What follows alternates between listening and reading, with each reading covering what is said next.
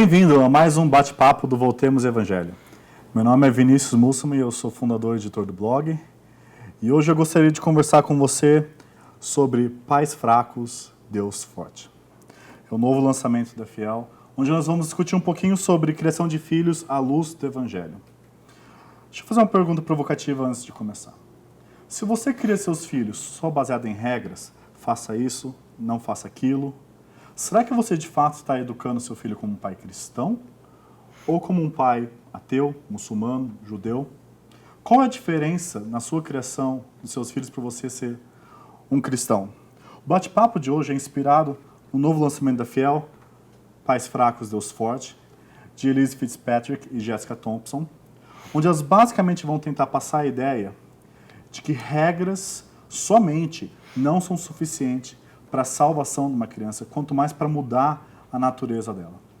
Elas vão mostrar que, mais do que somente regras, seu filho precisa da graça. E é sobre isso que nós vamos conversar hoje com os nossos convidados especiais que estão aqui, Fernanda Almeida e Suene Almeida, a esposa dele. Sim. Muito obrigado por virem aqui. O Fernando, ele é pastor presbiteriano, bacharel em teologia pelo seminário JMC, e também é mestre em ciência e religião pelo Mackenzie e doutorando em letras também pelo Mackenzie. A Suene é formada em jornalismo, correto? Sim. Ela é pós-graduada na área de educação e ela é mestre em educação, arte, história e cultura. Mais importante, eles são pais de 3 lindas filhas, né? A Sara, a Isabel e a Lídia, correto? Sim. E eles apresentavam na TV Mackenzie o programa Família e Sociedade. Só que eles também têm desenvolvido um trabalho na área de material para a escola dominical. Vocês poderiam falar um pouquinho mais sobre isso para a gente? Já há algum tempo eu escrevo mais voltado para o público adolescente, né? A Casa Editora tem um currículo chamado Território Teen, e as lições que eu escrevo são para essa revista. Eu tenho escrito de maneira bem geral, né? Bastante sobre família também, mas já uma revista escrita falando sobre o lar segundo Deus, e sempre tenho procurado aplicar os princípios bíblicos à família, aquilo que eu tenho escrito, né? Na nossa igreja local, eu escrevi um currículo de lições próprias para a nossa igreja, um currículo que compõe de 50 lições, das quais umas 30 já foram aplicadas, sempre nessa área específica sobre família, passando pelo relacionamento conjugal, educação dos filhos, e sempre um ponto de vista profundamente bíblico, mas também muito prático, né? Exatamente. Esse era nosso objetivo. Esse material foi publicado pela Cultura Cristã? Esse material tem análise aqui na Editora Fiel. Se o Tiago está assistindo, Tiago, mais uma vez, vamos conversar sobre isso. A gente estava ali negociando ainda os direitos desse material. Perfeito. Bom, nós vamos falar sobre criação de filhos. Obrigado por virem. A gente que agradece. E eu gostaria de começar com uma pergunta. Hoje, a cultura basicamente é quase de rejeição aos filhos, né? A questão do aborto sempre está em voga. Muitas pessoas pensam que filhos é só um peso, um fardo. Infelizmente. Mas, enfim, filhos, eles são bênção do Senhor ou eles são maldição do homem? Você quer responder? Bom, a gente sabe que filhos são bênçãos, né? É inegável isso, não tem como a gente negar que os filhos não sejam bênçãos, né? Eles vêm da parte de Deus, nós os temos pela graça de Deus, pela permissão de Deus, então não há como a gente encarar filhos como uma maldição, muito pelo contrário, né? Eu acho o grande problema, né, é por que hoje em dia tem se encarado filhos como uma maldição, né? Eu tenho escrito esses dias justamente sobre isso, que é o paganismo moderno. Do paganismo, né? Paganismo moderno. Aí o que a gente via no antigo paganismo, né? Até os judeus se deixaram levar por isso na época de idolatria do antigo Israel, que os deuses pagãos eram adorados, inclusive com sacrifício de crianças, né? E aí, quando você olha para os nossos dias, você pensa, o que isso tem a ver com a nossa realidade?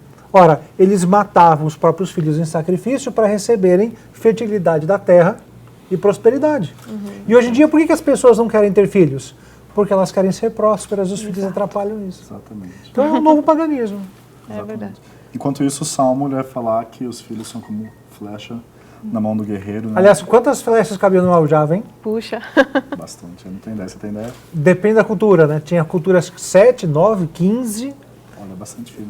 Então, depende do exército, aí tinha uma prática de tamanho de aljava, mas ali a questão não é uma definição de número, né? Sim. Mas é a volta ao Gênesis, né? Que é multiplicar. Né? E o salmista ainda enfatiza, né? Dizendo que feliz é aquele que enche deles. Perfeito, muito bom. Só que quando a gente pensa nas pessoas que imaginam que ter filhos é maldição, normalmente elas pensam do trabalho que dá criar o filho. Da despesa que dá. A despesa que dá. Acho que essas duas coisas, né? Pensam na questão financeira, mas também no trabalho, porque a educação é um processo árduo, é um processo que demanda tempo, demanda investimento, demanda uma preocupação, né? Quando você tem filhos, não dá para você ter os filhos e largá-los para que o mundo se incumba de educá-los, né? Você exige de você um investimento, né? E às vezes as pessoas não estão dispostas a isso, né? Tem a questão do orçamento, né? Que as pessoas costumam colocar isso como um ponto a ser analisado, né? A questão financeira, mas há também essa questão de você está disposto a empreender ou gastar parte da sua vida educando essa um ser é a questão, humano, porque né? não é só o gasto financeiro, mas é o gasto da vida também, né? Exato. Por exemplo, a minha esposa tem o bacharelado em jornalismo, não terminou, mas concluiu boa parte do curso de bacharelado em música sacra, fez pós-graduação e mestrado, e ela está agora só dentro de casa educando 3 crianças. Há 12 anos. Há 12 anos já. Não é? Há 12 anos. Aí quando você pensa assim, nossa, mas ela tem toda essa formação só para educar os filhos de casa? Está desperdiçando a vida. Imagina, né? Muito pelo contrário, né? Diante de tudo isso... Isso está me ajudando, na verdade. É só o pano de fundo, ela se formando a cada dia uma mãe melhor, uma esposa melhor. Então, vamos por aí. E quando a gente pensa... um paradoxo, né? Mesmo na hora que as pessoas estão querendo ter menos filho, os livros sobre criação de filho aumentaram num boom assim gigante. É claro, estão terceirizando, né? Estão terceirizando o filho, perfeito. Então hoje está muito em voga falar sobre como criar filhos. E hoje até no meio evangélico você vai ter vários livros sobre criação de filhos. Alguns bons, alguns não tão bons. O livro que a gente vai abordar de forma maior hoje, ele trata sobre uma mania que alguns livros evangélicos têm de criar os filhos baseado na moralidade, naquela questão de só dar regras, regras e regras. E ela vai fazer então, não uma antítese, mas ela vai colocar a ideia entre a graça e a lei, ou o legalismo, melhor falando. Qual que é a diferença entre o legalismo, a ideia de uma criação de filhos do legalismo e uma criação de filhos baseado na graça do Senhor? Olha, eu acho que a questão bíblica é você se aprofundar mais na educação. Qual é o motivo pelo qual você diz para o seu filho, não faça isso? Qual é o motivo? Por quê? E isso até eu gosto de fazer um paralelo com o que ela escreveu, com outro excelente livro da Fiel, que é o Pastoreando o Coração da Criança, do Ted Tripp, quando ele fala que a tarefa dos pais é chegar até o coração dos filhos para descobrir a razão daquele comportamento. E a razão básica, intrínseca de tudo nós somos pecadores educando a nossa descendência, que é de pecadores também. Então é assim que eu tenho que olhar para o meu filho, como alguém que necessita de redenção, desde pequeno. Aliás, eu não consigo entender, meu irmão, como é que alguém que tem filhos pode dizer que criança é pura. Sabe, eu acredito... Como que pode? É ingênuo, tadinho, né? Você pega a criança, 2 aninhos de idade, vem aqui no colinho, ela dá um tapa na sua cara, né? Por que ela faz isso? Porque ela é pura? Ela faz isso porque ela é pecadora. Então, assim, a diferença no legalismo é justamente isso, porque você não está passando simplesmente um conteúdo e falando, olha, absorva e faça igual.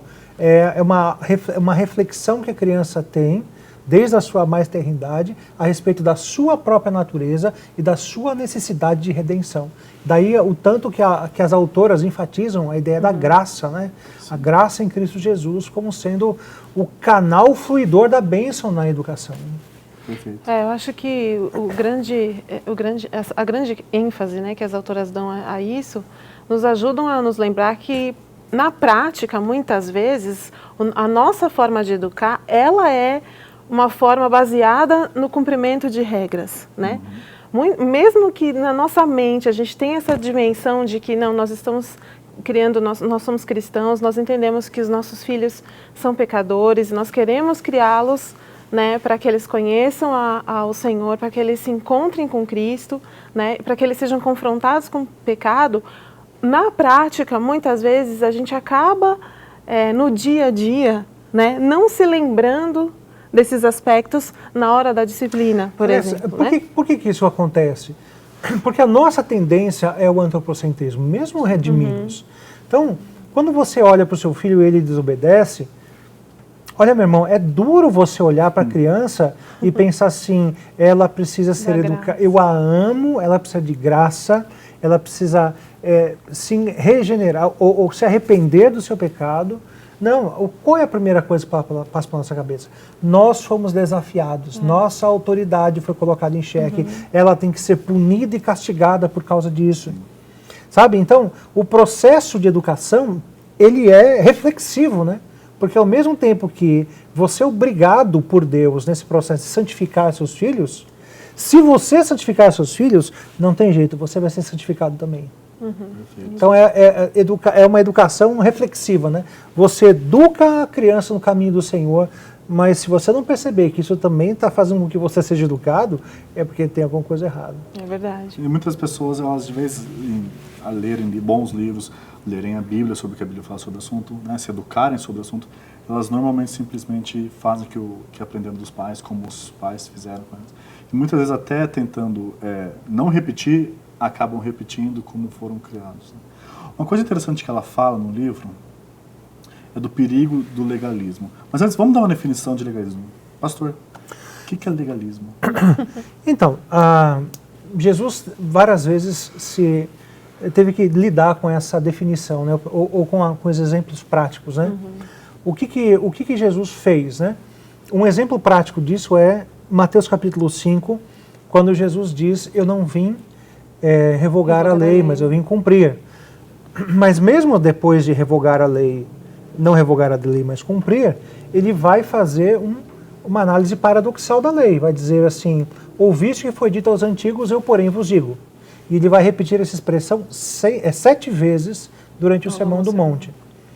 Mas aí que está a questão do legalismo. O que o legalismo faz? Ele vai usar a lei, mas interpretando segundo os seus próprios interesses, colocando a sua vontade interior acima de qualquer coisa. Eu costumo usar muito a expressão de George Orwell, naquele livrinho muito legal, A Revolução dos Bichos, em que ele mostra como, com o tempo, a lei que era para ser boa vai se transformando em objeto de conveniência, né? Até que chega a expressão máxima que todos os animais são iguais, mas alguns animais são mais iguais que os outros, né? Eu acho que o problema do legalismo é que você descansa na lei. Você descansa no fato de que você está cumprindo aquelas regras. Então, isso para você te dá te dá paz, vamos dizer, em alguma medida. Na verdade, assim, é o coração do homem travestido de lei de Deus. Sim, essa é a questão. exatamente. Porque o que o legalismo faz? Ele é uma das coisas mais egoístas, ou não, pior ainda, Exato. orgulhosas do ser humano. Porque é ele olhando para a lei de Deus e sendo igual o menino amado lá, o jovem rico, né? Ele pega a lei de Deus e fala, Eu compro tudo isso. tudo isso aqui eu bem. cumpro desde que eu era criança, não é? Então o que é aquilo? É o coração do legalismo, fazendo com que a lei se dobre diante dos seus próprios Exato. desejos. Ao mesmo tempo, você rebaixa a lei para você achar que cumpre a lei claro. para poder se colocar como justo e bom diante Exato. de Deus. Você vai ter que dar aquela torcidinha. justiça própria, né? É justiça própria. E ela fala do perigo do legalismo, e às vezes até na criação de filhos, é você criar um filho que é comportado, e que às vezes, obviamente, isso é de certa forma bom, ele vai crescer na igreja, ele vai obedecer às regras, né, a obediência religiosa, as convenções sociais, e ele vai achar que está salvo, mas ele nunca de fato creu e se arrependeu dos seus pecados. Esses dias eu estava ouvindo um caso interessante de alguém dizendo assim, sabe o fulano? Lembra que ele era um viciado em drogas? Lembra que ele roubava as coisas, coisa e tal, vivia na rua? Olha, mudou da água para o vinho, você precisa ver. Hoje ele está cuidando da família, está dentro de casa, ele tá bem no emprego. Aí outro pergunta, o que aconteceu? Ele se converteu? Não, se chonoye.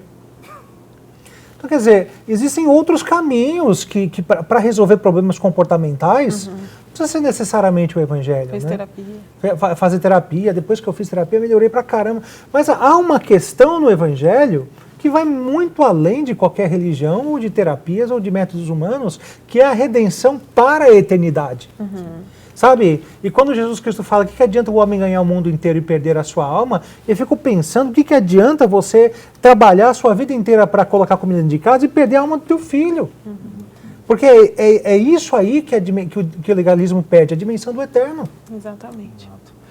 E quando a gente pensa, quando você cria seus filhos baseado nesse legalismo, num uso incorreto da lei, o que muitas vezes acontecer é que a lei não tem o poder de regenerar.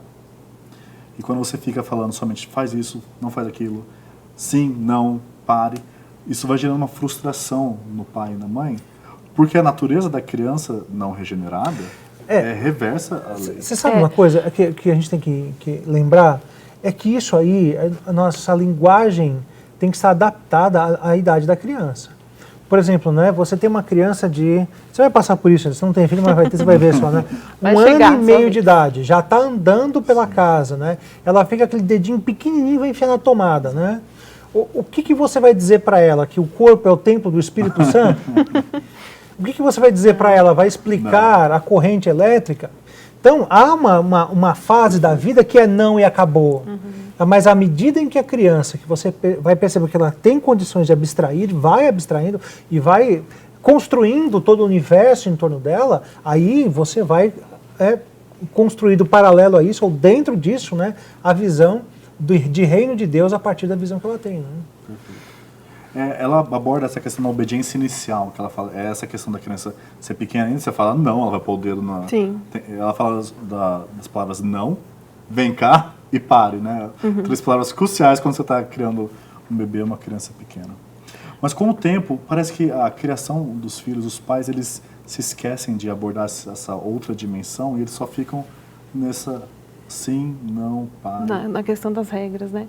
O que acontece com uma criança que vive nesse mundo moralista, legalista? Eu acho que no fundo, o que nós queremos, né, o que os pais desejam, e talvez esse seja um certo desconforto até que quando a gente pensa na dimensão da graça, é que no fundo nós é que queremos ser os redentores dos nossos filhos, né? Nós é que queremos salvá-los, né?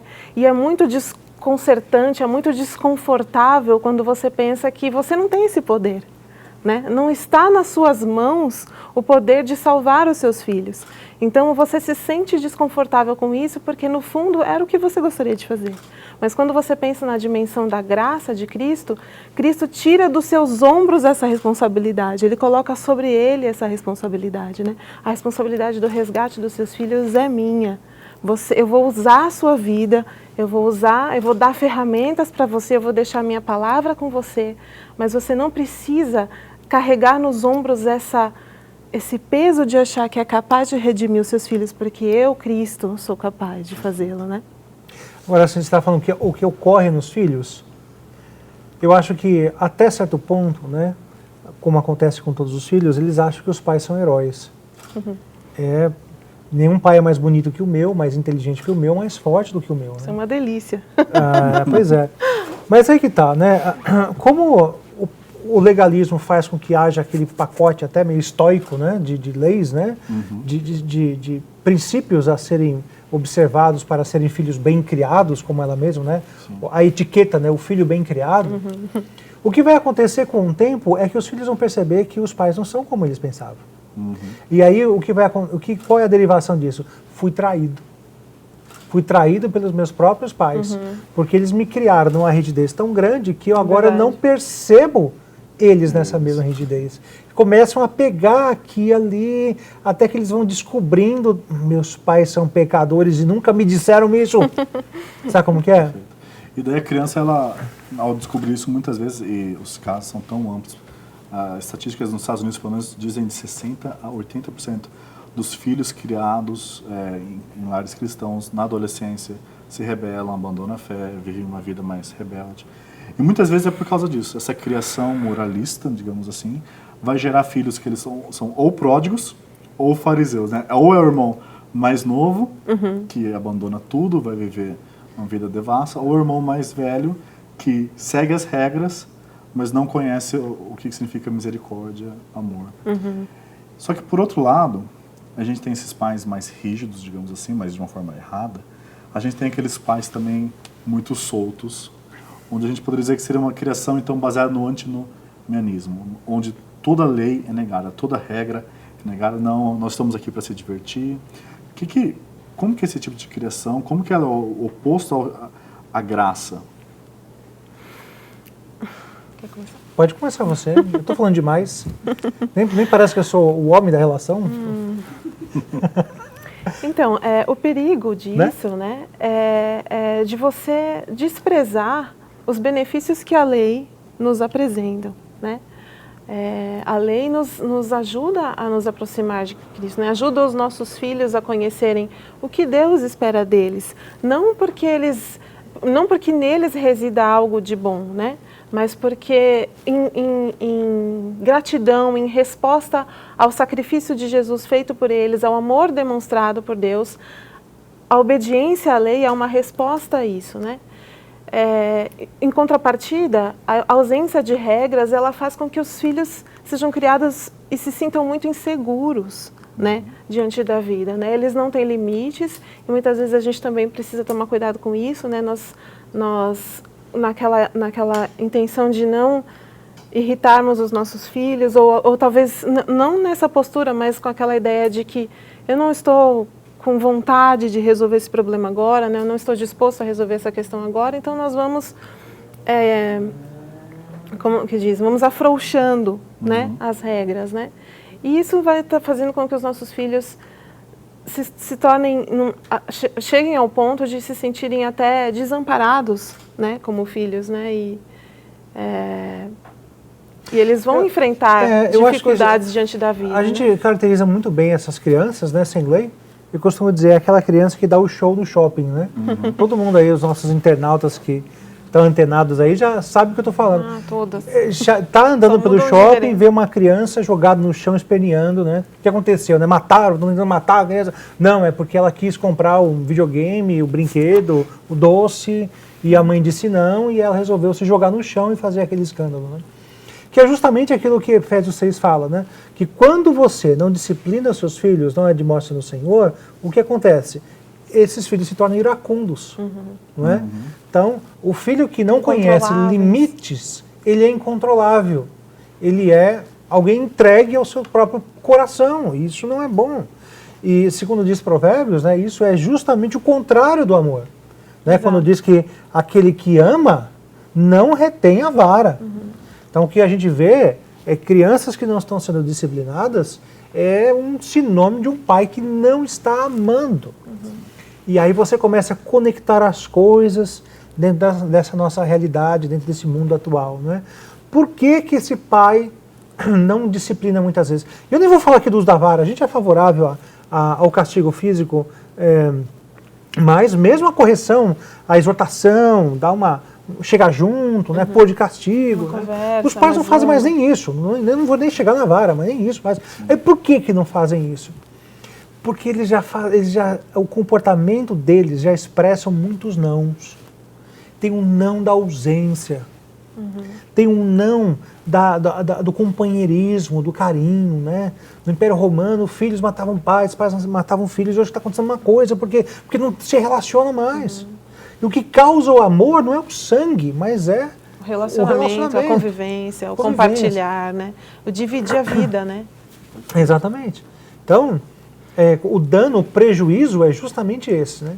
Crianças que estão crescendo desajustadas pela falta de disciplina. E é triste, só complementando, é triste isso porque geralmente essas crianças, no fundo, o que elas mais querem é o amor dos pais, né? Quando elas vão crescendo e vão demonstrando um certo até desligamento dos seus pais, elas amam os seus pais e no fundo o que elas mais desejam é que os pais se importem com a vida delas, né? Que digam não de vez em quando para saber que, não, se meu pai está dizendo não é porque ele está preocupado comigo, ele tem interesse na minha vida, né? Então as consequências são desastrosas, né? Como o autor de Hebreus fala, né? Se vocês estão sem disciplina é porque vocês não são filhos, não é?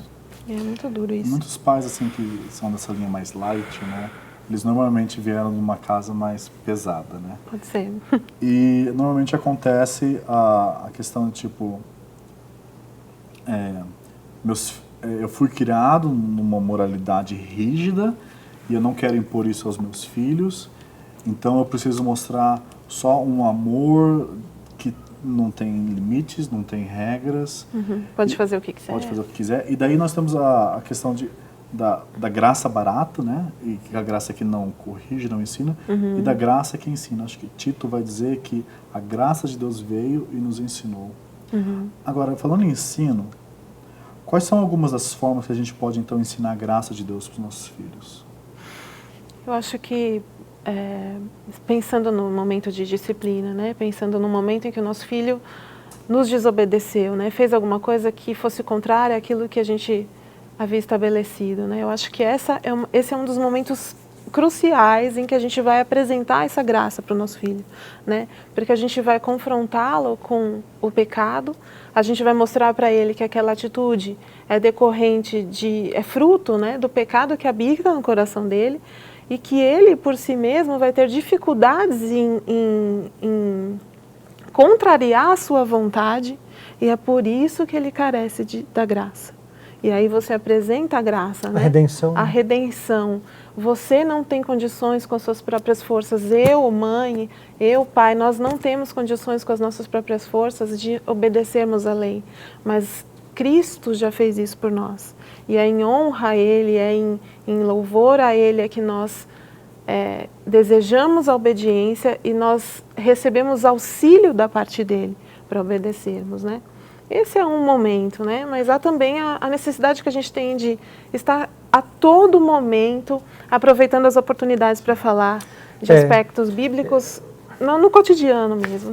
Isso é a tônica, né? Acho que antes de falar do como, tem que falar do quando, né? Como ensinar a graça. Antes disso, tem que falar quando ensinar a graça. Ok. Porque Deuteronômio fala, né? Quando que você vai ensinar teu filho? O tempo inteiro. O tempo inteiro. Daí a necessidade de alguém dentro de casa para estar com o moleque. Porque senão, ele caiu, quem que vai ensinar a respeito dele, a respeito de queda, sangue, sangrar? Ele quer mexer não sei aonde, assistir tal coisa. Quem é que vai estar do lado dele discipulando, dizendo isso você não deve fazer por causa disso, por causa daquilo? Então, é quando? E quando Deus queria formar um povo para si. Olha que interessante o contexto do livro de Deuteronômio, né? Gente, vocês têm que deixar o Egito de lado. Isso é paganismo. Eu quero um povo segundo o meu coração. E já não deu muito certo, por isso que morreram tudo no deserto. Agora vão entrar na Terra Prometida. Então saibam disso, que uma coisa fulcral, importantíssima, é como os filhos vão ser criados. E a tônica é, quando você estiver andando com ele, quando você estiver sentado com ele, quando ele estiver deitado, quando estiver em todo lugar. Levantar ou deitar. Então, assim, os pais têm perguntado muito sobre isso, né? Esses dias até estava com um casal de pais com uma certa dificuldade com o filho e, pastor, o que a gente faz? E uma recomendação que eu trouxe foi, faça com que em todo o tempo o mundo seja examinado à luz da palavra. É isso. Porque a gente tende, isso é um dos reflexos do legalismo, a gente tende a fazer palestras pontuais com os nossos filhos, né? Sim. Você viu que alguma coisa sobre sexo surgiu. Então, filho, vamos lá, o evento do dia, né? Vamos fazer evento no Facebook, né? Conversar lá sobre sexo com os nossos filhos. Não, gente, isso aí já devia ter rolado no bate-papo na sobremesa. Sabe? Porque o diálogo tem que estar sempre ali estabelecido. Né? A gente, é o tempo inteiro. A gente não tem tanto tempo assim com os nossos filhos. E isso então o que você vai fazer? O culto doméstico, na hora de dormir, as crianças perguntam coisa pra caramba na hora do culto doméstico. E é algo que uma prática está totalmente desaparecida. Assim, não é? Nossa, aí é... E elas falam, e se deixar, elas querem ter culto doméstico 1 hora, porque vai perguntando isso e aquilo outro e tal. Na hora da comida, trazer assuntos de reflexão. Filho, como foi seu dia? E aquele professor, e aquele amiguinho, e aquilo lá. Estão passando pela rua, vê uma coisa feia, e é que tá, né? Outdoors, época de carnaval. Espero que as minhas filhas não olhem para lugar nenhum, para não ter que responder nenhuma pergunta constrangedora. Não, puxa você a pergunta constrangedora. Eu acho que... Porque elas estão vendo. Você acha que elas são cegas? Ela vai ver. Então é todo o tempo.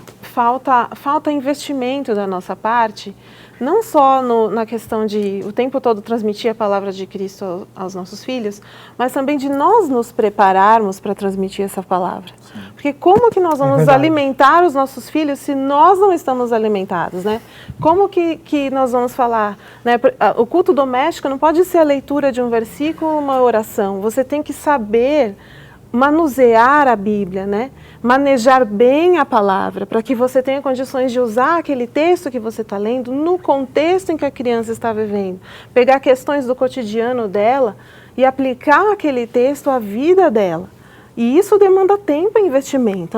Nós pais temos a obrigação de conhecer a Bíblia, de nos apaixonarmos pela palavra de Deus, de buscarmos fazer essas leituras com mais constância, colocar a nossa vida devocional em dia. A gente precisa se alimentar e a gente quer que os nossos filhos respondam às nossas expectativas o tempo todo, mas eles não estão alimentados o suficiente para dar essas respostas. E como que eles vão se alimentar? A partir do alimento que Deus, né, usa a nossa vida para oferecer para eles. Né?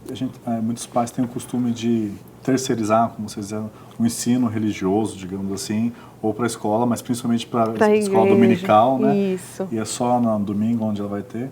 Mas é um esquecimento de que o nosso ministério primordial é a nossa família. Exato. E muitas vezes a gente acha que o nosso ministério, nossa função, nosso propósito primordial é o nosso emprego, até o nosso hobby ou milhares de outras coisas. Você sabe que uma coisa que você me lembrou? Novamente voltando para o contexto dos hebreus, né? Deus montando um povo para si, né? Então ele vai lá construir um manual de povo de Deus. Ele vai começar a usar Moisés como seu escriba e Moisés começa a escrever o Gênesis. Depois da parte introdutória de como o mundo foi criado, qual é a segunda lição do que Deus quer ensinar ao povo para que o povo não seja pagão e sim povo de Deus?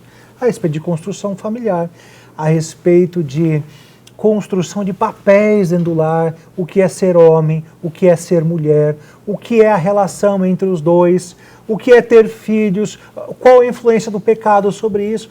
Gente, é claro que isso tem um valor para todas as épocas, mas a gente não pode esquecer que Deus estava montando um povo para si. É um manual de ser povo de Deus. Isso era um assunto muito importante, o pessoal deixa ali, né, qualquer coisa. O que eu fizer, os filhos hoje em dia autocriados, né? Como se fosse uma semente que você joga e nasce sozinho. Criado pela TV. Da PTT, amigos, né? Enfim, né? E muitas vezes a dificuldade que a gente vai enfrentar disso daí, quando a gente não ensina, é que a criança, quando ela chega na faculdade, né, não é mais uma criança, ela não tem uma cosmovisão, uma visão de mundo cristã consistente. Exato. E o primeiro professor ateu que aparecer e falar alguma coisinha, já vai duvidar de tudo. Rouba o coração dela. Essa é a realidade, não é? Não é uma simples opinião, ela tem o seu coração roubado. Quando as autoras falam sobre o uso maior da lei, ou o resumo da lei, amar a Deus acima de todas as coisas, o homem como a si mesmo, o próximo como a si mesmo, na verdade, antes de haver, ou junto com o amor, há um elemento ali que é a conexão. Conexão entre seres humanos, conexão entre seres humanos e Deus. Aplicando isso ao lar, significa que se esse canal de comunicação não estiver sempre aberto e sempre funcionando, não é só aberto, é também limpo, né? Sim. Funcionando o canal de comunicação entre pais e filhos, com certeza, se não houver isso, o coração da criança vai estar assim de bandeja, ou agora do adolescente, né? Para ser cooptado pelo primeiro professor engraçado que passar pela frente.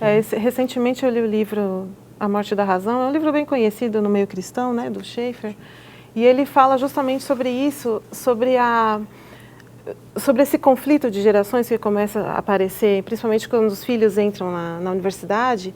E ele fala, por que isso acontece? Porque não é porque o seu filho quer contrariar aquilo que você está dizendo, mas é porque a maneira como ele formulou o pensamento para ele chegar àquela postura que ele assumiu é totalmente diferente da maneira como você construiu o seu pensamento, né? Até por conta de nós vivermos numa sociedade completamente permeada pelo relativismo, né? A grande palavra da moda na pós-modernidade é o relativismo, Então, nós temos dificuldade de entender por que o nosso filho tá caminhando para uma outra direção, né? Como que ele chegou àquela conclusão? Porque nós não acompanhamos o modo como ele desenvolveu aquele raciocínio para chegar àquela conclusão é diferente do modo como nós desenvolvemos. Daí, a necessidade da gente se inteirar da vida dos filhos, né? E a gente também ter condições de responder a eles, né? Responder, como diz Jeremias, né? A todo aquele que pede razão da nossa fé. Os nossos filhos querem saber a razão da nossa fé e a gente tem que estar preparado para responder a isso, né? Temos que conhecer sobre o pensamento da nossa época, a gente precisa conhecer quais são o que o mundo pensa no contexto em que nós estamos inseridos, né, e como que a gente pode responder a esse sistema a qual nós estamos... Acho que o nível de discussão é diferente, né? Os adultos estão sempre discutindo conceitos, e as crianças, tudo bem, elas discutem muitos conceitos, mas elas estão trabalhando aí nos níveis de pressupostos. E muitas vezes a gente não tem paciência para discutir pressupostos. Verdade. Porque são coisas sedimentadas para a gente. São páginas que nós já viramos. Já está formado na né? nossa mente. Então, né? de certa maneira, ter filhos é como se fosse uma revisão. Perfeito. Né? Verdade. É o que precisa. E muitas vezes nós pensamos que as crianças são como que eu posso falar? Pensar sempre que a criança é burra, que ela não tem capacidade de entender. Mas, gente, você começa a ver as perguntas que elas fazem. Sim. Você vê as perguntas que Jesus fez com 12 anos aos mestres da lei, né? E a gente muitas vezes se inibe de ensinar coisas mais sólidas para elas. Exato. Deixa eu fazer uma pergunta. A gente falou sobre culto familiar e muita gente vai para dois extremos, né? Ou não tem, ou tem um que vai ser de 2 horas, vai ter todas as etapas do culto de domingo, vai fazer uma vez, vai cansar, né? Porque não dá. E daí não vai fazer mais. O que vocês dariam algumas dicas de como fazer um culto familiar mais funcional, mais constante? A gente já usou vários métodos, né? Em primeiro lugar, tem que ter consciência da idade das crianças. Exato, né? Com base na maturidade de cada uma, né? Por exemplo, de cada etapa. As crianças têm culto familiar, ou vamos dizer assim, um exercício espiritual, desde que elas eram bebês, não é? Toda vez antes de elas mamarem, ainda bebezinhos, a Suênia colocava, mamar no peito ainda, colocava a mão no rostinho e agradecia o fato de elas se alimentarem. Começa cedo. Desde bebezinho com as nossas 3 filhas. Então a maneira como você vai instruir uma criança de 2 anos de idade vai ser diferente da de 3, de 4, de 5 até hoje. Hoje nós estamos num nível bem tranquilo, porque todas já leem. Todas já leem a Bíblia, por sinal. Ela já tem esse... Não são livros de história, é a Bíblia. Não é mais livros de histórias, é o texto mesmo, o texto da Bíblia, né? Elas têm interesse por isso. Então, quando elas eram menores, a gente fazia muito uso de histórias, né? Sempre tirando lições bíblicas, né? Para mudança do caráter, falando sobre a natureza de Deus, da redenção. Mas hoje em dia a gente pode analisar a Bíblia já com mais tranquilidade, né? Então a lição que eu deixo é qual é a capacidade de absorção, de apreensão que os filhos têm, né? E trabalhar dentro dessa realidade. É necessário que haja um momento formal, né? E que nós não fazemos exatamente todos os dias. Tem semanas que fazemos todos os dias, mas tem semanas que por causa de um compromisso ou outro, a gente não faz, um dia ou outro. Mas a gente sempre pega elas na hora de dormir, a gente ora junto, faz com que elas reflitam o dia delas à luz da palavra de Deus também, né? Alguma coisa que vocês gostariam de orar, a gente incentiva elas à intercessão também, Exato. Tanto umas pelas outras, quanto pelos amigos da escola, que sempre tem conflitos, não é? Fulano fez isso por mim, coisa e tal. Então entra perdão, entra muitas coisas. E mais, né? A gente observou as crianças durante o dia. E alguma coisa que ficou, por exemplo, vamos supor que uma delas durante o dia teve um problema que envolveu egoísmo. É coisa que não existe só lá em casa, né? Na casa de ninguém existe isso, só lá em casa. Então a gente faz aquela criança, você vai orar agora e você vai orar para Deus pedindo perdão sobre isso, aquilo e agradecendo isso, aquilo, outro.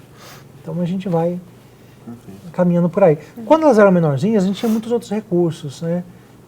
Ela fala alguma coisa mais ou menos contra, mas eu acho que dentro do seu uso não dá para se isolar, usar só aquilo, mas é legal. Por exemplo, tem aquela série dos vegetais, né? Que eu acho que é alguma coisa interessante quando acompanhada por outros métodos, né? O grande problema é, estou fazendo culto doméstico. Por quê? Porque eu comprei um livrinho de histórias bíblicas para meu filho, ou né? então botei um DVD cristão para ele assistir. Botei um DVD cristão para ele assistir, pronto, Não né? Tá isso. alimentado espiritualmente. Mas tem também o seu E uso. daí ele já vai aprendendo de onde que ele tem que aprender, né? Não é dos pais, é da TV. Da TV, Exatamente. né?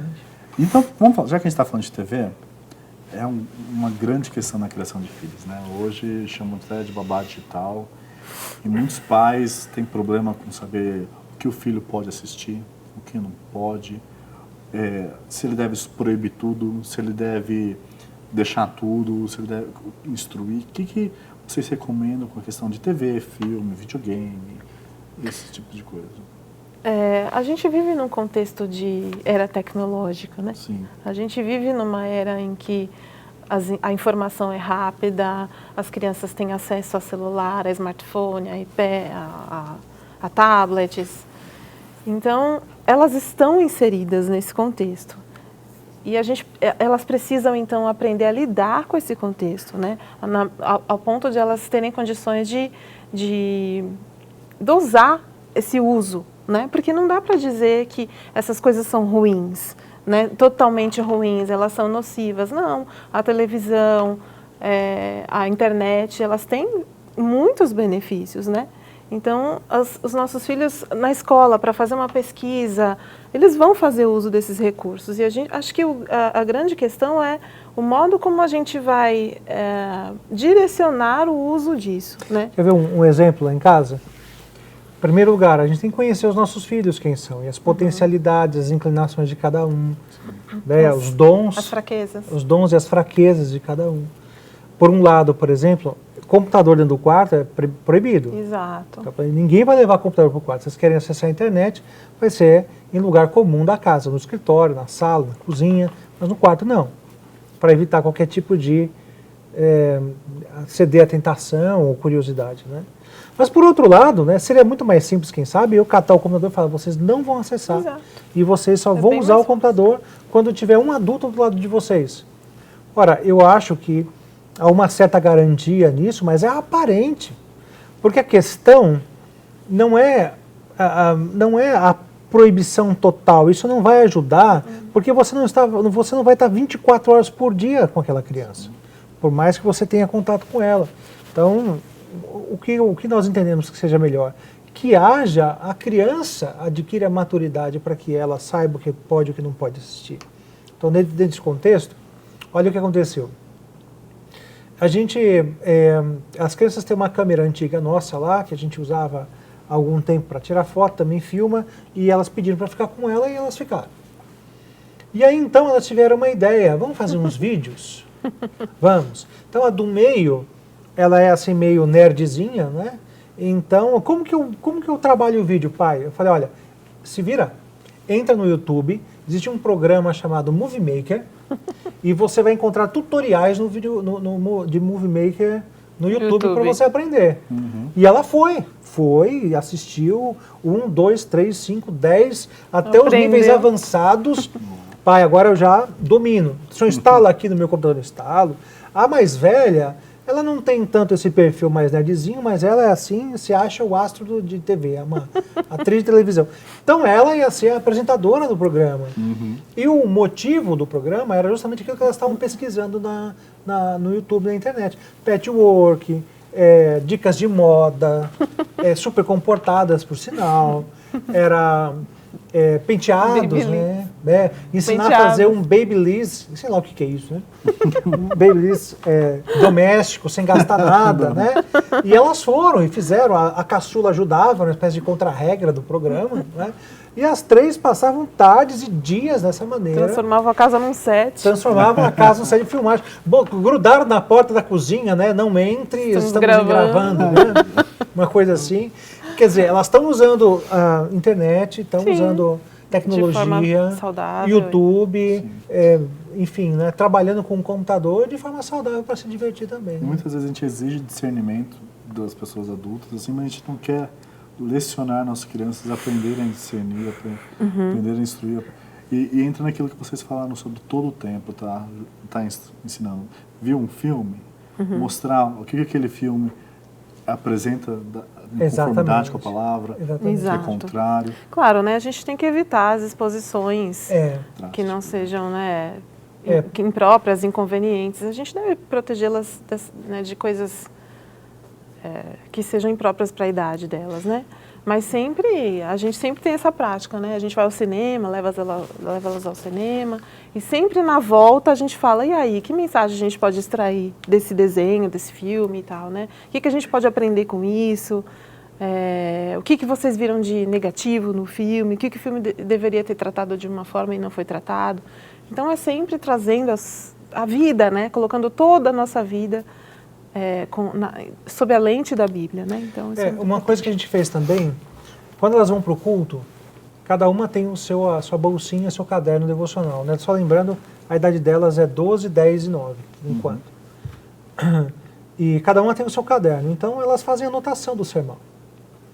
Elas anotam o sermão, tudo tal, e depois, quando a gente volta para casa, a gente vai conversando sobre o que elas entenderam do sermão, quais as anotações elas fizeram. Às vezes eu leio, às vezes eu não leio, mas sempre tendo aquela perspectiva, né? Quando diz, ensina a criança no caminho que ela deve andar, ela é que vai andar. Então, na verdade, eu não posso nem abandoná-la no caminho e nem carregá-la no meu colo. Então, são dois extremos. E nenhuma das duas coisas pode acontecer. Então, ela vai andar. Então eu tenho que ensiná-la como ela deve andar. Nem andar por ela, nem abandoná-la na estrada. Falando desse texto de Provérbios, é muito comum as pessoas usarem esse texto, né, como uma promessa. E além do caminho que andar, já vira o caminho cristão, né? Se você ensinar a criança pequenininha, ela vai virar um cristão, a famosa ideia de filho de crente é crentinho. Né?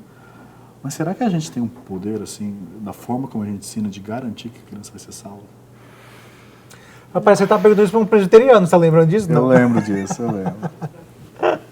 Cara, olha, novamente eu acho que são perigos errados que a gente deve evitar. Né? Um deles é esse que você falou, né? Filho de crente não é crentinho, é verdade, né? A fé não é herdada geneticamente, né? A fé não é patológica, assim, né? Sim. Mas, por outro lado, eu creio sim que exista uma bênção especial, uma promessa e uma garantia, não uma garantia, mas uma esperança que Deus lhe dá eu creio que em relação aos seus palavra, filhos. Né? A esperança, né? Lembrando que Deus não precisa de consciência e raciocínio para regenerar ninguém. É óbvio que a fé necessita de raciocínio, mas dentro da construção da ordem da salvação, dentro daquilo que eu entendo, a fé é um elemento que vem posterior à regeneração. Ou seja, pela graça sois salvos, mediante a fé. E a fé, nem a graça, aliás, mas nada vem de vós, para que você não se glorie, né? Sim. Efésios 2, 8 e 9. Não vem de vós. Bom, a fé também não vem de mim, mas a fé é para que eu desfrute da salvação, não para que eu seja salvo. A regeneração foi um ato unilateral da parte de Deus. E dessa maneira mesmo, você vai ver que tem gente que simplesmente não se lembra de quando foi salvo. Não é verdade? Sim. A minha esposa é um caso, ela nasceu na igreja, não literalmente, né? Ela não é filha do zelador, mas ela era crente desde criança. Isso significa que ela foi regenerada quando ela não tinha capacidade cognitiva para entender o que era isso. Então, à medida que ela foi desenvolvendo a fé, a fé veio aparecendo junto de maneira gradual. João Batista diz o texto que, quando ele ouviu a voz de Maria, ainda no ventre da mãe dele, que era Isabel, ele estremeceu de alegria por causa do Espírito Santo. Tudo demonstrando o quê? Que ele já era um regenerado, ainda um feto, já era um regenerado de Deus. Então, mas voltando ao assunto que é a educação de filhos, de fato eu tenho que saber que existe a promessa, mas a promessa é para me tornar responsável. Exato. E não para me tornar irresponsável. Não é?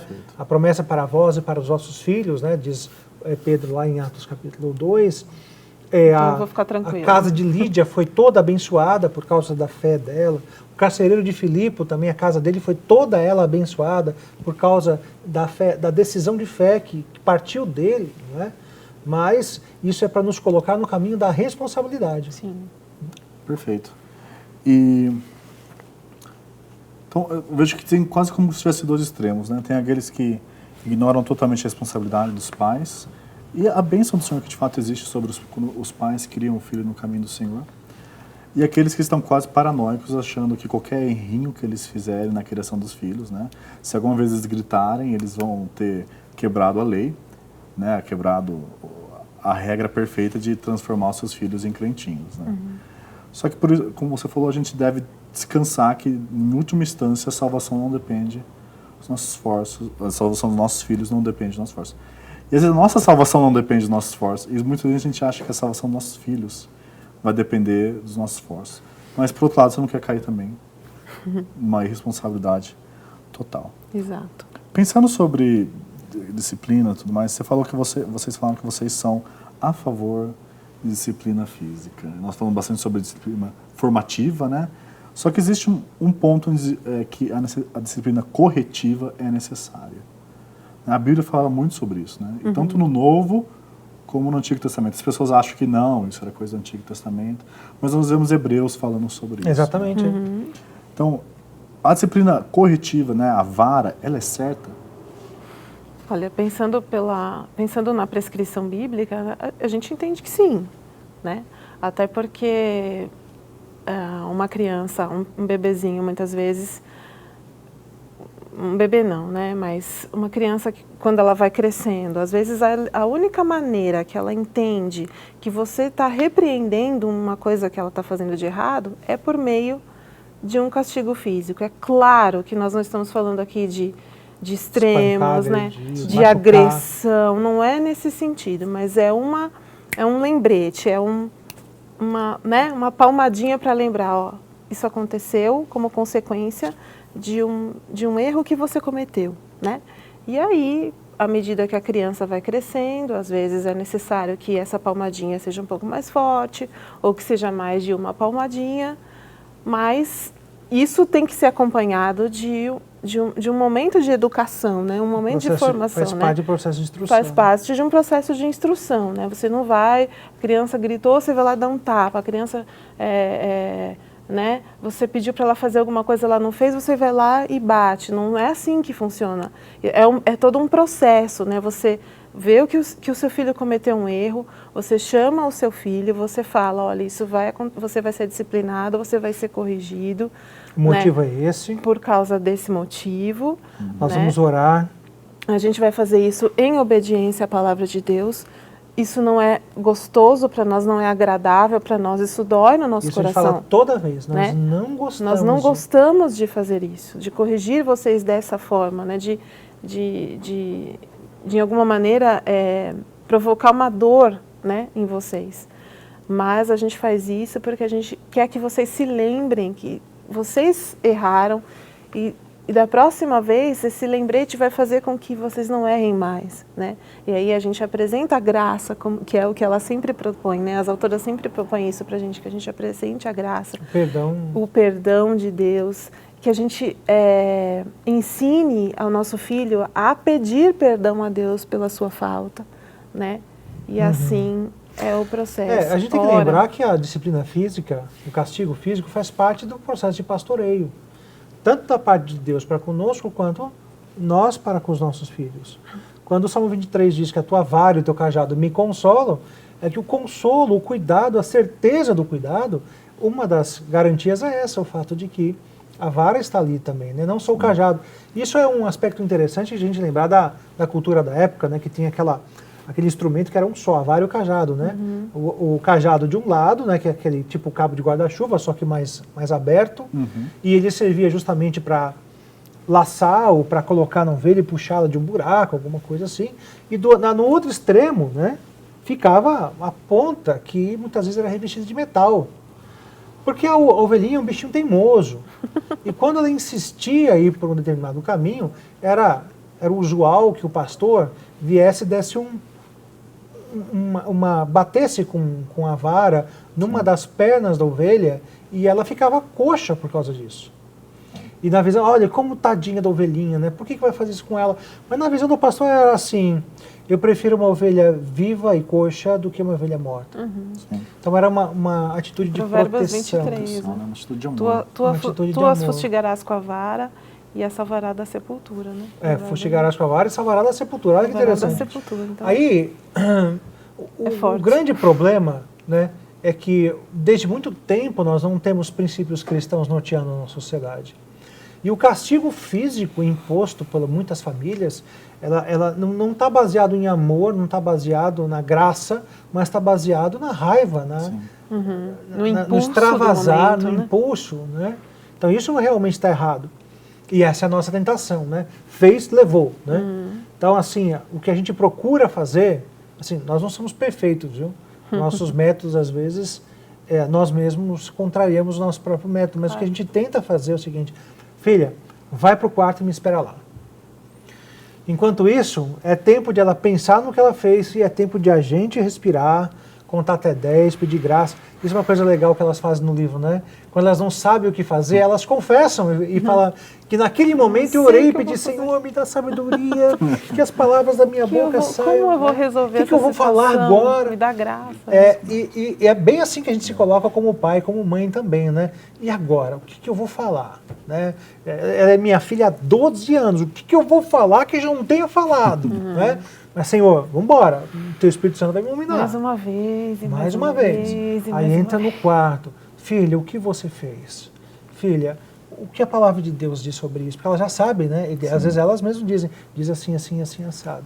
Então, filha, em primeiro lugar você vai orar e você vai pedir perdão a Deus pelo aquilo que você fez. E depois você vai pedir perdão ao papai e mamãe pelo que você fez. E então, há disciplina física nesse processo também. Agora, meu irmão, a coisa mais marcante disso tudo é o resultado. Você precisa ver o que isso causa nas crianças. Elas ficam mais amorosas, elas ficam mais gentis, se a disciplina é feita de forma correta, né? Quando a disciplina é feita desse jeito, nós saímos do quarto depois do processo com elas abraçando, beijando, dizendo te amo papai, te amo mamãe e tal. Porque o objetivo também não é machucar. Né? É a segunda fase do lembrete. A primeira foi oral, não adiantou? Então aí nós vamos continuar no processo conforme a Bíblia está ensinando. Então, como que a gente faz para saber quando é a hora de disciplinar fisicamente com a vara? Quando é simplesmente uma questão de infantilidade ainda e existe mais paciência? Como que a gente discerne isso na criação dos filhos? Olha, os filhos, é claro que, né, no primeiro, segundo ano de vida, a gente tem uma certa dificuldade em imprimir disciplina física neles, né? Embora essa seja talvez a linguagem que eles mais compreendam, né? Às vezes a gente pode usar o não, a gente pode indicar que aquilo que eles vão fazer pode até ser perigoso para eles, informar para eles, olha, se você for aí você vai cair, se você colocar a sua mão aí você vai se machucar. E às vezes com 1 ano e meio, 2 anos de idade, você já percebe as crianças, você quer que ela se sente para almoçar e ela não quer, e ela levanta, ela se joga, ela demonstra uma certa, vamos dizer, rebeldia diante daquilo que você está pedindo para que ela faça. Você pode dar uma palmadinha ou duas. Acho que antes de 1 ano é difícil, talvez a criança tenha dificuldade de entender isso, mas a partir de 1 aninho, que ela já começou a andar e que ela já começa a se desvincular um pouco mais da mãe, né, principalmente, e a conhecer um pouco o mundo, né, observar as coisas ao seu redor, eu acho que você já pode começar a dar algumas dicas de que o que ela está fazendo está errado. Mas tem uma coisa nessa questão, querida, que vale a pena, o que deve levar à disciplina física, que foi o que estava na pergunta dele, que muitas vezes assim, a gente não tem paciência com as crianças, né? Elas gritam, elas pulam, elas correm, e isso, na verdade, é ser criança. Na verdade, não está envolvendo necessariamente pecado, não é? E eu não tenho que ficar querendo corrigir a criança por ser criança. Eu quero que a criança seja o quê? Que seja adulto, não é? Não, a criança tem que ser criança. Não é? Quando cai doente, fala, meu Deus, eu gostava tanto quando ela está correndo. Claro, ela deixou de ser criança, deve estar doente, porque deixou de ter comportamento de criança. Então, o que deve levar à disciplina é a evidência de pecado, não de infantilidade. A desobediência, sim, claro, com certeza. E o bom disso tudo é que, com o tempo, a tendência é que isso vá diminuindo, né? Esses episódios tem épocas, né? Ainda mais que nós tivemos filhas uma atrás da outra, né? Com diferença de 1 ano e meio de idade. Tem épocas que você parece que só faz disciplinar, né? Porque elas estão o tempo todo te desafiando, né? Demonstrando pecado nas suas atitudes. Então, você precisa confrontá-las e discipliná-las. Mas isso vai diminuindo com o tempo, até porque o discernimento delas vai aumentando, a maturidade vai aumentando e você tem outras maneiras de abordar. E essa questão tempo é um dos fatores principais da disciplina. Porque Hebreus fala, né, com o tempo. A disciplina no momento não parece ser motivo de alegria, sim de tristeza, mas o tempo apresenta os frutos. Né? Então aí, porque no momento eu bati no meu filho e ele não está nem aí. Ora, na verdade, eu não sou movido por aquilo que aparentemente dá certo. Né? A minha Bíblia não é o pragmatismo. A minha Bíblia é a palavra de Deus. Então, se ela diz que é para fazer desse jeito, tem que confiar. Tem que fazer. Sabendo que o resultado vai vir com o tempo. Talvez na hora, aparentemente não resolva, mas aquilo está sendo ajuntado, aquilo está sendo depositado. Né? Exige paciência também. Exige, com certeza. Exige paciência e exige presença, né? Eu acho que isso é uma das coisas que são mais difíceis da gente ver nos nossos dias, né? Eu pensava, né, na minha mente que quando as meninas, como eu sou formada e tal, quando elas forem crescendo, forem ficando mais velhas, eu vou poder talvez voltar ao mercado de trabalho, vou poder, né, exercer minha profissão de alguma forma, não sei, enfim. E eu percebo o contrário, que quanto mais elas vão crescendo, mais eu percebo que é preciso que eu esteja presente, que eu preciso estar ali para quando aparecer uma dúvida, para quando elas...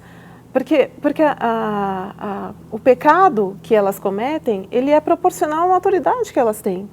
Então, como que eu vou lidar com essa questão se eu não estou presente, percebendo o que elas estão fazendo, né? Sentindo como elas estão agindo, como foi o dia delas na escola, as demandas que elas tiveram como irmãs, né? As dificuldades que elas tiveram no relacionamento delas. Então, como que eu vou... né? Como que eu posso resolver essas questões se eu não estou presente? Sim. Eu preciso interagir com elas, né? Então, isso é um alerta, né, que a gente deve fazer, porque muitas vezes a gente não quer gastar esse tempo, a gente não está preocupado nesse investimento, né? E a gente tem que pensar que os nossos filhos, lembrando do Salmo, né, eles são a herança do Senhor, eles são o nosso bem mais precioso, o nosso tesouro, né? Deus não deu esses filhos por acaso, né? Ele tinha planos em relação a eles, né? E é um privilégio Deus falar assim, olha, você vai participar pessoalmente da formação dessas pessoas. Isso é um privilégio maravilhoso, né? Então é isso que tem que nos incentivar. A gente precisa doar nossa vida, né, para os nossos filhos. Então... Bom, vocês eu acho que possivelmente já consideraram bastante pais, né? Já interagiram com vários, vocês são pais, já viveram vários casos. Gostariam de contar alguns casos que seriam interessantes assim para o aprendizado geral, sobre como se comportar em questões de briga, mentira, quando eles pecam, né? Quando eles se descomportam. Vocês têm algum exemplo assim para passar? Não sei se eu vou lembrar assim de algum caso específico, mas em casa a gente tem uma prática muito engraçada, que é de quando as meninas brigam entre si, o castigo é que elas fiquem de mãos dadas no quarto por um certo tempo, né? Que a gente estipula dependendo da situação, né? Então elas precisam ficar de mãos dadas no quarto por um tempo e depois desse tempo estipulado elas precisam pedir perdão uma para a outra e orar. Se abraçar e orar uma pela outra. E né? dizer que ama. E é vai abraçar, vai beijar e dizer que ama. Minha mãe tinha uma prática parecida. Eu tenho irmãs gêmeas, né? Então enquanto elas estavam... Sempre tem briga, irmãs gêmeas, né? E minha mãe fazia o abraço da reconciliação. Bem por aí. Forçava ela a se abraçar, falava para ela se abraçar, e ela se abraçava. No começo era aquele abraço meio... Forçado. Mas com o tempo ia soltando, e daí elas começavam a assim. rir. Exato, exatamente. E passou, exatamente. e depois eu amo você, me perdoe, e voltaram a ser... E o legal também, por exemplo, que às vezes a gente vê que elas têm as disputas entre elas, mas elas também defendem uma a outra, né? Quando tem vamos supor, um oponente externo, quando elas percebem, por exemplo, que eu estou sendo injusto alguma coisa, as três se viram contra mim com argumentos não foi isso que ela fez. Pai, isso está sendo muito duro, pai, isso e aquilo, né? Então a gente percebe até que isso eu até gosto quando isso acontece, né? Para elas desenvolverem aí essa defesa entre si, né? Elas têm capacidade de argumentação impressionante. Impressionante. Ainda mais mulher, viu? Eu acho. E lá em casa, assim, eu sou a minoria, né? Só tem eu e o cachorro de macho dentro de casa, né? E o resto é só mulher. Mas assim, você está falando de casos, o que eu vejo é pais tendo dificuldades com filhos na pré-adolescência, pré-adolescência. Né? É verdade. Essa é a fase, é aquela fase da independência, né? Sim. A independência de interna, né? A independência externa é mais difícil, mas você não pode controlar o que seus filhos estão pensando, né? E é nessa hora que eles ganham a autonomia da autoexistência, né? São plenos na sua consciência de autoexistência. E aí os pais começam a perder seus filhos. Então, uma coisa que eu sempre digo para os pais é aquilo que a Suênia estava falando, né? Da presença e constância, ensinar todo mundo a partir da palavra de Deus, ter uma cosmovisão cristã em todo o tempo, né? O que eu entendo de mais precioso da Bíblia é isso, né? Todo o tempo é tempo de aprendizado, tempo de oportunidade. Tem um livro que eu gosto muito chamado Teologia da Educação Cristã, de Lawrence Richardson, da editora Vida Nova, e ele fala sobre o currículo oculto, né? Isso. Que é aquilo que você está ensinando quando você não percebe que você está ensinando. Então, todo o tempo, né, a criança é uma esponjinha que está absorvendo tudo, né? Então, todo o tempo você está ensinando e você deve aproveitar todas as oportunidades para confrontar o mundo à luz da palavra. Está vendo isso que você está vendo? E ela fala sobre isso, né? Olha, faz esse altar para que quando os seus filhos passarem por aqui, veja esse punhado de pedra e pergunte por que esse negócio está aqui? Para que eles saibam disso, isso, aquilo. Então, Salmo 78, né? O que nós ouvimos e aprenderam, o que nós aprendemos, que nos contaram nossos pais, nós não encobriremos aos nossos filhos. Isso. Perfeito. Nós estamos chegando ao fim do nosso programa. Nós aqui da Editora Fiel acreditamos que a família é de extrema importância aos olhos de Deus, como nós conversamos. E nós queremos também que ensinar os filhos de forma correta é importante. Hoje nós temos muitos livros que são baseados em psicologia, na última moda, no último programa de TV, mas nós queremos que a palavra de Deus é suficiente para a nossa prática de pais, para a nossa prática na criação dos filhos. E a autora do livro ela diz uma coisa muito interessante. Ela diz o seguinte: assim como um livro de oração não seria essencialmente cristão se nunca mencionasse a mediação sacerdotal de Jesus, ou a confiança profunda que o perdão dos pecados traz, da mesma forma, livros cristãos sobre a criação de filhos não são cristãos se a sua mensagem principal for a lei ou o legalismo e não tiver o evangelho. Uma criação de filhos que não tem o evangelho não é uma criação cristã. E é por isso que a gente publicou esse livro, Deus Fracos, Deus Forte. Não é esse livro. Eu sempre, Não é esse livro. Você falou que mas eu fiz! Pais Fracos, Deus Sim. Forte, onde a ideia de que é Deus, um Deus forte agindo na vida dos nossos filhos, através de pais que são fracos, também são pecadores, Verdade. também necessitam da graça de Deus. Para encerrar, eu gostaria de pedir que vocês dessem uma palavra de encorajamento. Vários pais e mães estão se sentindo fracassados, muitas vezes por erros próprios, mas muitas vezes porque eles esperam que os filhos pecadores deles se comportem mais santos que anjos, não caídos. Que palavras de encorajamento vocês dariam para eles? Eu acho que o próprio título do livro já nos dá uma ideia, né? Nós somos fracos, mas o nosso Deus é forte, né? E graças a Ele nós não somos os redentores dos nossos filhos, porque nós jamais teríamos essa condição, mas nós podemos descansar na graça dele, né? De saber que é Jesus que é o responsável pela redenção deles. Então, não se sinta fracassado, né? Se você consegue enxergar na sua vida que existem coisas que você precisa mudar, coisas que você precisa rever na educação dos seus filhos, pense nisso, coloque isso diante de Deus e se desafie também a investir sua vida para abençoar e para apresentar o Evangelho aos seus filhos, né? Os filhos, a gente nunca pode perder de vista o quão especiais são os nossos filhos, o quanto é bênção nós termos os nossos filhos, né? Eles são o nosso tesouro que nós levamos, é a única coisa que nós podemos dizer que podemos levar para a eternidade, porque eles não são tesouros na terra, né? Não são tesouros que a traça e a ferrugem corroem.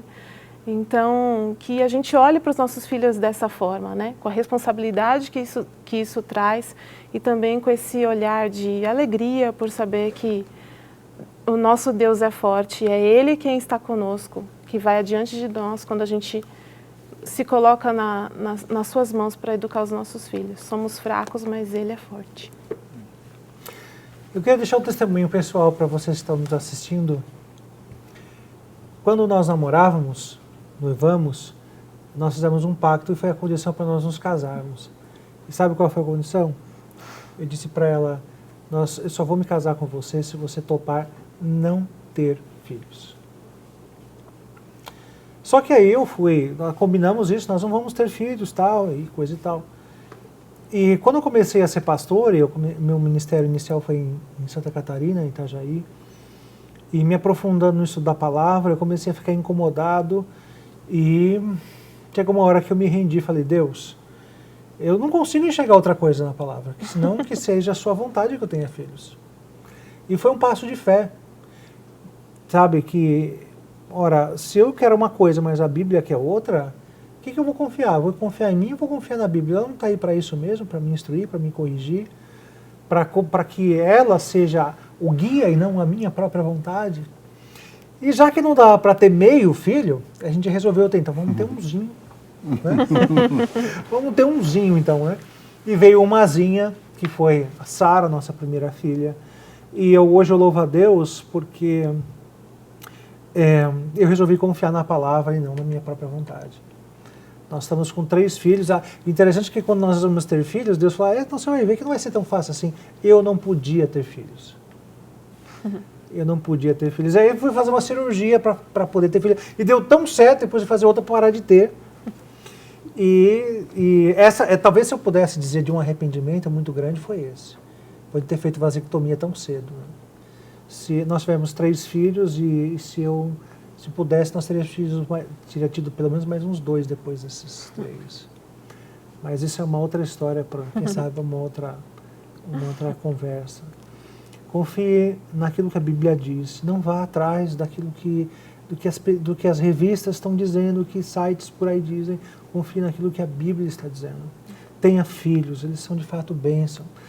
Cuidado com seus argumentos, nenhum deles tem a ver com Bíblia. Que você não tem dinheiro para cuidar, que você não tem tempo para cuidar, que você está pensando na sua carreira. Nada disso é argumento bíblico. E mais uma coisa, pais, agora não estou falando para as mães, não estou falando pais. Vocês são os pastores dos seus lares. A disciplina começa com vocês. Vocês são a maior autoridade colocada por Deus. E Deus vai cobrar isso de você. Mas vamos falar de graça, vamos falar de amor. Você também pode ser perdoado se você não tem sido o guia do seu lar, o pastor da sua esposa, dos seus filhos. E tenho certeza que essa misericórdia de Cristo vai alcançá-lo e você vai se arrepender de não ter acontecido isso até aqui. Mas tome providências para que essa responsabilidade seja plenamente cumprida por você. Deus abençoe a todos. O Evangelho, ele tira o peso das nossas costas, porque nós não somos justificados diante de Deus, aceitos por Deus, por aquilo que a gente faz, mas pelo que Cristo fez. Da mesma forma, o Evangelho transforma como a gente vive como filhos e como a gente vive como pais, como a gente educa os filhos. Por isso eu quero incentivar você a ser transformado pelo Evangelho e também a transformar a forma como você cria os seus filhos. Amém. Obrigado por assistir mais um bate-papo do Voltemos ao Evangelho. Obrigado. Fernando, Suênia, por participarem. Uma O prazer delícia foi aqui com todo nosso, vocês. muito bom. Que Deus abençoe vocês. Amém.